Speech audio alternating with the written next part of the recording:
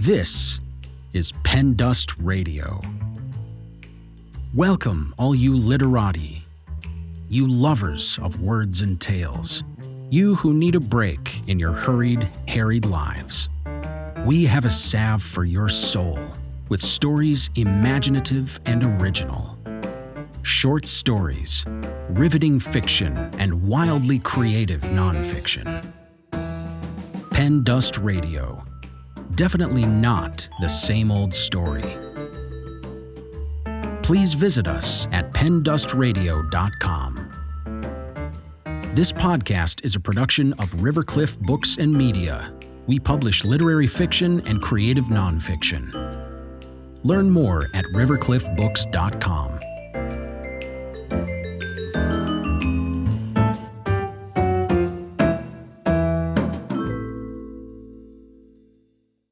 Ireland's Aran Islands are hauntingly beautiful, a place where the people still speak ancient Gaelic, and time seems to have stopped. Michael Fallon's recollection of his visit to the Aran Islands is both an adventure and a comedy of errors, and a humorous, you can't get there from here story. He arrived to the Aran Islands by taking a ferry from Galway City. Though everyone spoke English, and though he asked repeatedly, he could not learn how to return to the mainland in time to catch his flight home. "There's no ferry that goes to Galway," he was told by every Irish person he asked.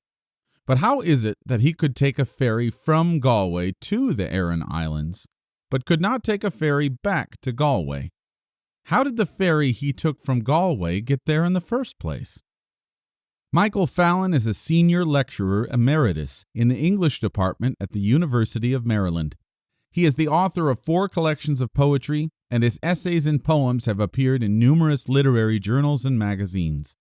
His innermost ear is always turned to what the Irish call the music of what happens.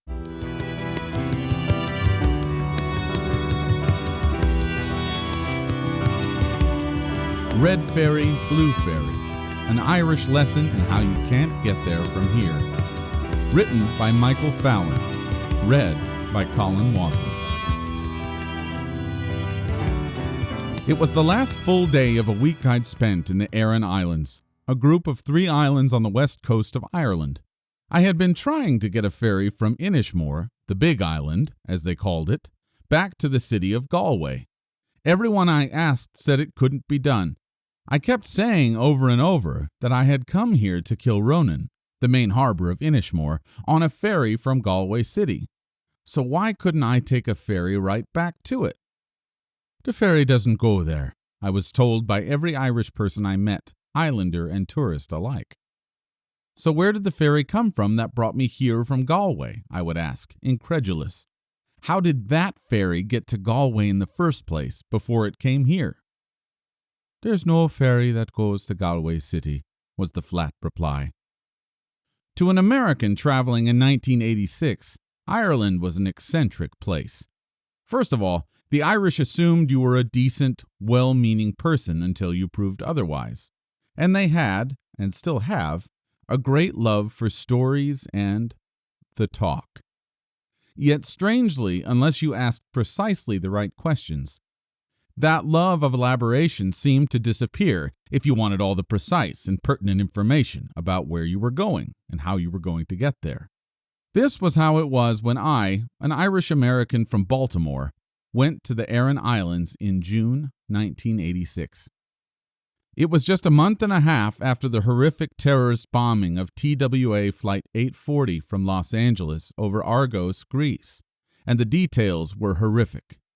A young Lebanese woman had placed a bomb under a seat during an earlier flight, and on its way to Athens, the bomb blew a 4-by-3-foot hole in the fuselage. 4 passengers, including a mother and her 9-month-old baby, were sucked out of the cabin.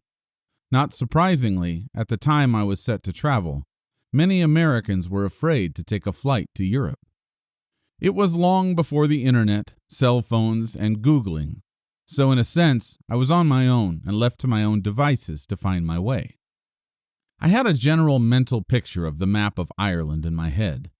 I knew where the major towns and cities were, and yes, I had paper maps, But these didn't always have the best local pubs or the most interesting ruins marked, and I often had to ask for help with the when, where, and how of buses, trains, ferries, and pathways. And as for the talk, though I really enjoyed the friendly and often interesting twists and turns of conversation with the people I encountered, I would also find myself tapping my foot, impatient, for instance, to get out of an Irish version of a 7-Eleven and back to the road. After all, I had other places to go and people to meet before sundown and the first pint of the evening. I laughed and learned and was thoroughly entertained. Yet when I got back to my journey, there was often something unexpected out ahead of me, as if hidden in a mist. If I kept my mouth shut, I was sometimes mistaken for an Irishman, if not for an islander. As soon as I spoke, my American accent gave it all away. Yet I was met with kindness, warmth, and friendliness, which is entirely natural for Irish people, who for some reason hadn't yet had it all hammered out of them. Sometimes I was treated like a distant cousin, maybe because there was still an echo of the Gael in me. But often I was referred to as the American, and then I was aware of all that made me separate: the ocean, the divergent histories, and the years. I never felt more like an American than when I was asking for directions. The Aran Islands are one of the few areas left where people grow up speaking Gaelic as a first language. These islands are in the extreme west of the country, long considered the most traditionally Celtic and the least affected by the long centuries of English rule. Thus, they are not only one of Ireland's most remote places, but also, according to the English, among its most uncivilized and, therefore, wildest places. You may have heard of John Millington Synge, 1871 to 1909. He was an Irish Protestant, a non-native islander, a non-speaker of Gaelic, and so considered a foreigner. He briefly lived in the islands and based a play, Playboy of the Western World, on Irish types he had supposedly observed in the Aran Islands and elsewhere in the western counties. In the play, Christy Mann, the main character, becomes a hero in the local tavern and then the town, especially to the women, by enthralling everyone with the story of how he has supposedly murdered his father, a task he, unfortunately, must attempt twice in order to make his story true. Still, success somehow eludes him as his father, though twice presumed dead, miraculously manages to survive both attempts. When it debuted in 1907, the play was famously booed off the stage and caused a full-scale riot at the Abbey Theatre in Dublin, which boiled over into the streets. The Dubliners hated Synge's portrayal of backward, superstitious, drunken, and dangerous peasants from the Wild West of Ireland. Nonetheless, either despite or because of Synge, some Irish tourists told me that the Aran Islands were considered the heart of the country. I never worked up the nerve to ask any of the islanders what they thought of the play, and resolved to never claim I was the playboy of the Western world.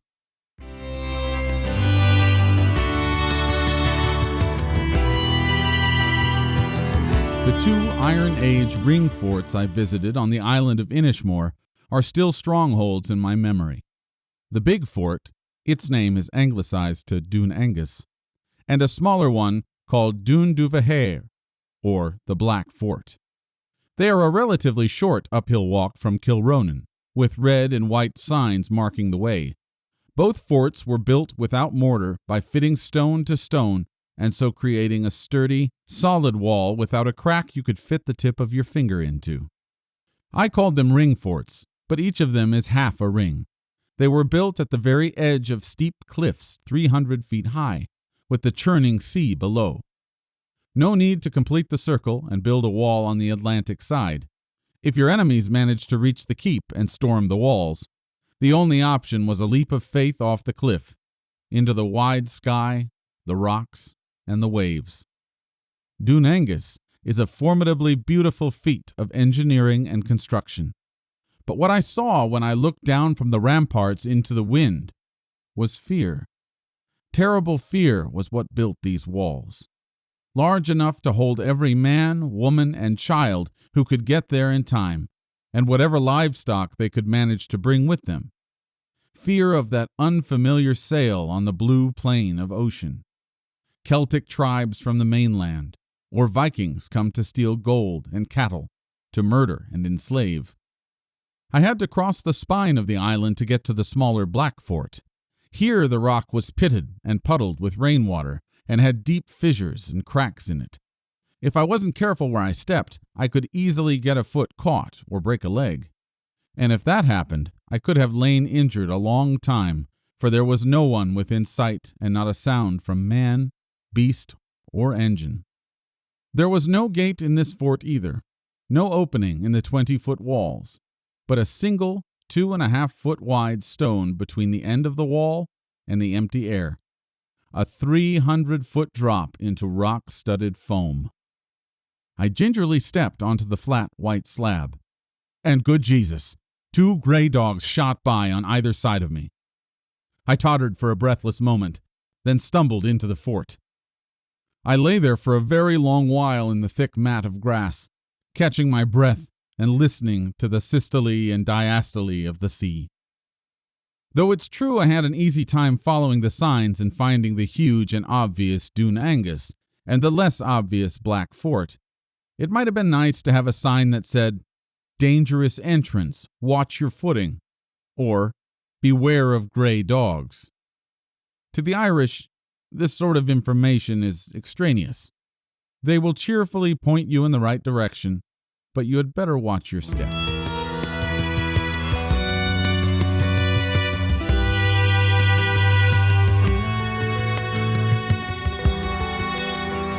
It was on the road to Clifton, in the region of Connemara, near Galway, that I saw the man sitting on the wall. The wall was out in the middle of nowhere, in a broad, stony, treeless valley, not a house or any other type of building reasonably close in this open country, in which I could see miles in every direction. I had stopped to take some pictures of the 3 bends, bald, rocky mountains, and a far-off panorama of a monastery by a lake when I saw him nearby.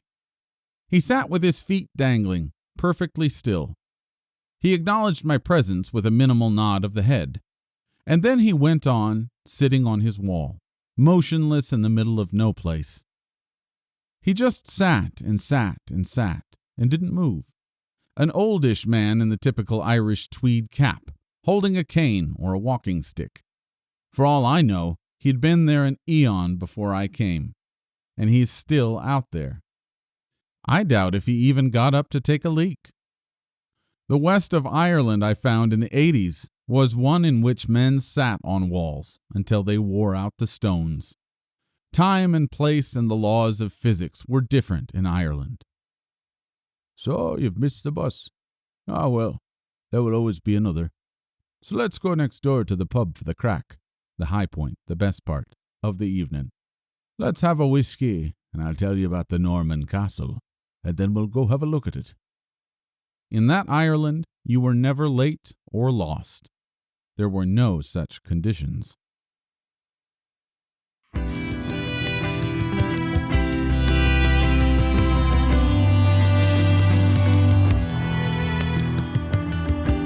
I found out early on that if you had the American fixation of getting precise and useful information quickly and easily, in Ireland you were basically out of luck. Important details were often left out of conversation, I suppose, because no one thought to tell me what I did not think to ask, or I did not phrase the question exactly. This was a source of considerable worry. I decided to conduct my own statistical survey whenever I had to get walking or driving directions, or catch a bus, train, or boat. I would ask at least 5 different people every question I could think of, from every possible angle, weigh their replies, compare the answers, and sort out what was consistent to try to figure out what must, at last, be so. I thought myself pretty clever to have come up with what seemed a foolproof method. I conceived of it as a kind of triangulation. I stood at the first angle, and the Irish stood at the second, while the answer was at the third. If I could get the second angle right, I would surely know the truth. On my last day in the Arans, as I arranged to go home, I found that there were 2 ferries leaving Kilronan Harbor on Inishmore for the mainland. The red ferry cost £10 and the blue ferry £13. So I asked at the ticket window what the difference was. No difference, I was told. They both go to the same place. Even after asking every conceivable question and getting the same answer, I felt extremely uneasy. I could find no American, Brit, or German among the crowds who might run by a more precise system of time and navigation. So I wandered the streets of Kilronan, asking old men, young women, tourists, islanders, and Irish people of all shapes and sizes. What is the difference between the 2 ferries? No difference. But why then does the blue ferry cost more than the red ferry? Do they both go to the same place? Same place, I was told. No difference. I hardly dared to tackle another part of the problem that also made no sense. I naturally assumed that since I'd taken a ferry, what color it was I didn't remember, from Galway City to Kilronan, I could take the same ferry back to Galway Harbor. But both the red and blue ferries inexplicably went to Rossaveel, an obscure town on the Galway coast. How was I supposed to get to Galway City and then to Shannon Airport for my flight back home? Isn't there a ferry that goes to Galway City? No ferry goes there, I was told. So then I would plead, but I took a ferry from Galway to get to Inishmore. How did that ferry get back to Galway? No ferry goes to Galway. But when the ferries leave the mainland, where do they go? Do they go to Galway City? How do they get back here? How did the ferry I took from Galway get there in the first place? I took to demonstrating my quandary by drawing triangles in the air and showing that the ferry had to somehow get back to Galway City from Inishmore to be in Galway in the first place. But it was no use. I not only got the same answers, but a bit of the talk as well. No difference, same place. There's no ferry goes to the city of Galway. My uncle lives in Chicago. His name's Michael Fallon. Do you know him? What else could I do but buy a ticket for the cheaper red ferry?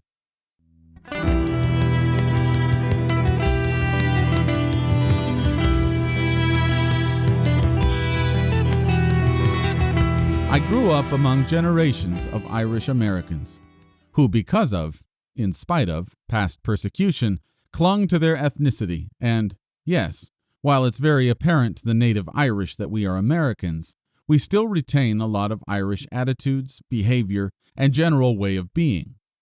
The Irish love America. It is a source of great pride to them, as Irish emigrants have had so much success here in the United States, including Presidents Kennedy and Reagan, and an endless stream of important politicians and public figures. Though the Irish are indeed very tribal, they often treat us like cousins, if not like immediate family. So I got on very well with the Irish, and I could read them pretty well most of the time. This is why I still cannot understand how I could not seem to get what seemed to me obviously important travel information out of them.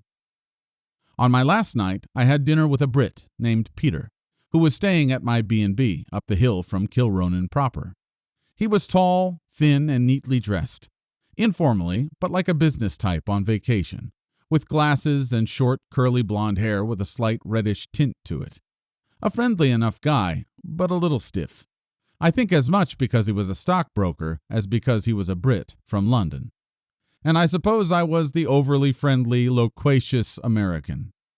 But I was Irish American, and so, I thought, despite my communication and navigation struggles, a bit more tuned to the Irish and able to read them better than he could. I had told him about a restaurant in Kilronan where I had eaten several days before. Though the place was inexpensive, it still had white tablecloths and served wine. I recommended that we order the baskets of corned beef sandwiches, which were easy on the wallet. The corned beef might have come out of a can, but it tasted good, and each charming basket held about 8 small sandwiches, the right amount for one hungry man. While we waited for our meals, Peter, being thoroughly and obviously English, told me how amazed he was that the Irish were so polite to him and that they had basically treated him well. "In spite of all the terrible things we did to them," he added. However, when the meal was served, it was apparent that while I had gotten 8 sandwiches, Peter got only 5. Peter's face flushed with annoyance. He called loudly to the entire staff of the restaurant. "How is it that I have only 5 sandwiches, while my colleague here has 8? How many sandwiches come in a basket?" I can only call his manner imperious. It definitely had the air of command about it, a master-to-servant tone. All of the waiters and waitresses looked like college kids from the Irish mainland working summer jobs, with rolled-up sleeves and green aprons. They stopped what they were doing and visibly stiffened. There were not many customers in the restaurant at that time, but the silence went on long enough for me to want to duck behind my water glass with embarrassment. Here I was, a traitorous Irish American, sitting and having a collaborative meal with a most imperious Brit. Our waiter replied, "It says a basket of sandwiches on the menu, but it doesn't say how many." It was hard to tell if the waiter's face was flushed or if it was naturally reddish, but his delivery was curt, and he immediately turned his back, putting fresh silverware on a table. The restaurant filled to the brim with silence. No more sandwiches came out of the kitchen. Peter did not push it and said nothing more. He seemed completely unruffled by the response to his complaint. I think he realized that he wasn't going to get anywhere, so he let the matter drop. Maybe this was just British cool, a kind of stiff upper lip. But I wonder if he saw what I saw. I didn't think of offering him one of my sandwiches. I was too busy being shocked, embarrassed, and annoyed. I think now that we were in 2 different countries.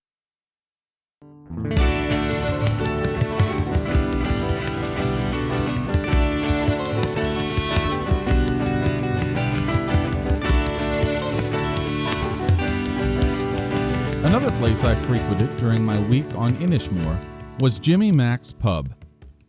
One afternoon, after my tourist rounds, I met a local schoolmaster and we had a few pints together at the pub. He was an Irishman from the mainland, and he was fully fluent in Gaelic, with even a wide knowledge of Gaelic literature. But because he did not grow up speaking Gaelic as a first language, to the islanders he spoke book Irish, he told me. And so to the people of Aran, he was considered a kind of second-rate Irishman, and a foreigner. Then what was I wondered, being 3 generations removed from Ireland? A fourth-rate Irishman? No, not even that. An Irish American with a strong but foolish desire to find the Ireland in himself and himself in Ireland, who mispronounced a few Gaelic phrases, romanticized the lost language, the bitter famine, the music, the people, and even the stones. The islanders knew that their Ireland and mine were not the same. So I wondered then, and I wonder now, what are we looking for when we travel? I think it varies with the traveler and the reasons for traveling. It is no coincidence that the words travel and travail have the same root and once meant the same thing. The vast Irish emigration to the United States in the 1840s was travail, not travel. And the long lyrical echo of that travail, in the songs, poems, stories, plays, and novels, in the terrible history and the last slow unraveling of the once clannish, close-knit Irish community in my native Baltimore, had filled me with a longing to know the country of my ancestors and to feel some sense of belonging there. I am sure that the reasons we have for leaving home and what we're looking for, whether safety, adventure, drama, or belonging, have everything to do with what we find, whether illusion, disillusion, another harsh reality, or the land of our dreams. I think Synge found the country he wanted, but it was not the one in which the Irish at the Abbey Theatre hoped to recognize themselves. It was the one that had so often been used to wound them, part caricature and part truth. The schoolmaster, Peter, and I had both brought our unavoidable histories and preconceptions with us to this place, which had its own impenetrable history and prejudices. Each of us was no doubt looking for a different Aran. The schoolmaster, who might have thought he would be accepted in the heart of Ireland for his fluent, educated Gaelic, was not considered part of the tribe because he was from the mainland, and his Gaelic was schoolbook formal. Peter, because of his English accent and bearing, would never quite get past the long-ingrained catastrophes and resentments. After the initial Irish politeness, there would often be the dropped smile, the wary stiffening in the face. After my dinner with Peter, I found my way to Jimmy Mac's for the crack on Saturday night. The band was so blasted, they played with eyes closed in a transcendental state of drunken intensity, the fiddlers and strummers like Buddhas in whiskey nirvana. The place rocked back and forth to the clapping of hands and the stamping of feet, as if the waves were playing keep-away, and the bar was a tugboat tossed in a storm. And after the pub closed, there was a traditional ceilidh, a dance in what looked to be a church hall located up the long, steep hill from the harbor. There a large group of musicians gathered to play waltzes, jigs, and reels. I danced with a young American woman, the only other American I met on the island. The days of high June are the longest days of the year, and this far north the twilight lingered. The sky was glowing indigo well past midnight. Into this, the real Celtic twilight, the crowd streamed onto the main street of Kilronan. To go home, most people either went up or down the hill. There wasn't much to the town on the right or left, only the one long, steep main road that went the length of the island. In the intense blue glow, only the shapes of our bodies could be seen in silhouette. We were rounded out forms in blackened bronze, the outlines of a head and the slope of the shoulders. Not a face could be recognized. As the young islanders laughed and talked quietly in Gaelic, I thought they had no idea that I was not one of them. A shadow among a crowd of shadows, as gate by gate, house by house, they kissed, said goodbye, and turned off. The crowd gradually thinned. In the darkness, I belonged. It seemed to me that I approached the crown of the hill among my living ancestors. As I came to the gate of my B&B, the voices moved up the road ahead of me and merged into the distant lull of waves. I no longer felt sure what century it was, or how to pronounce my own name.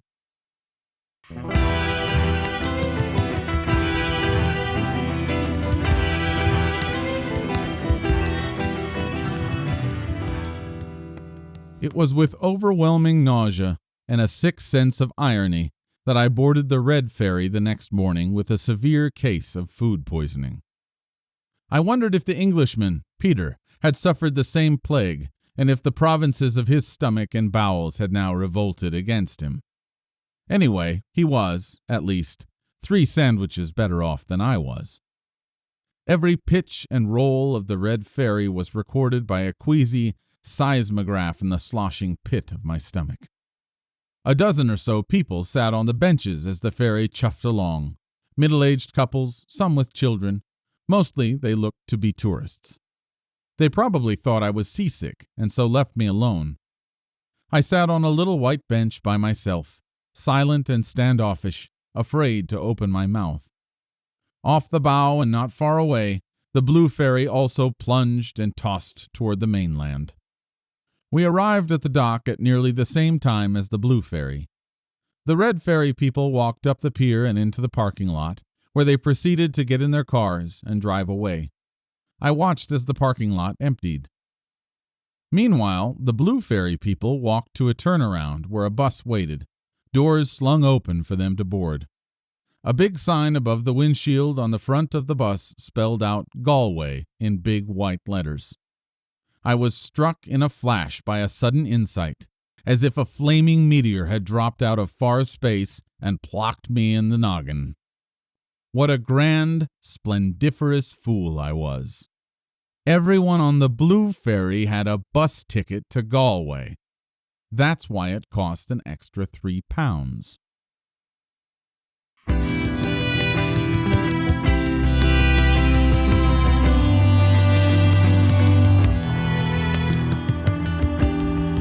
I stood alone, without a bus ticket, and looked around in a panic. There are some profoundly empty places in Ireland, and this was one of them. There was nothing here but the Atlantic Ocean, a pier, a parking lot, and a turnaround with one white house on it, and, of course, the bus, which was idling before takeoff, but definitely not waiting for me.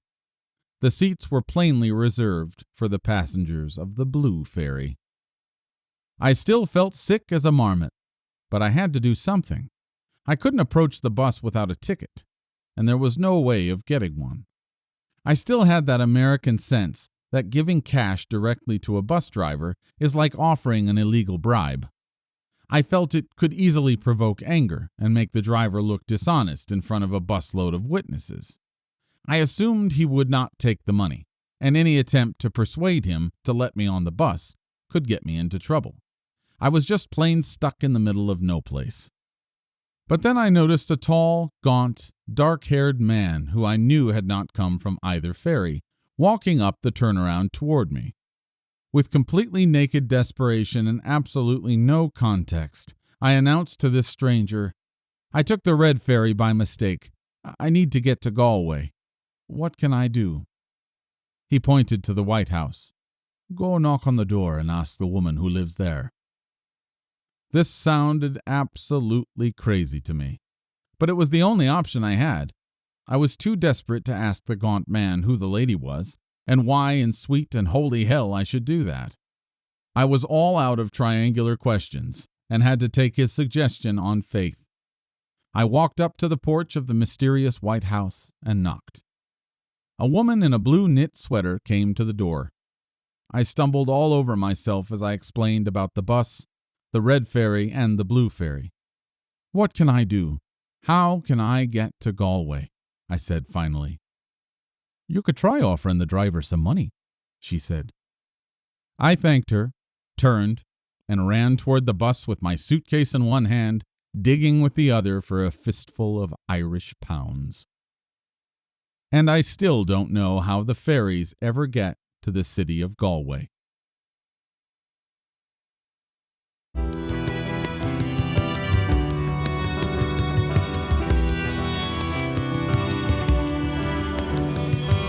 This story is copyright 2018 by Michael Fallon. This recording is copyright 2021 by Rivercliff Books and Media. All rights reserved.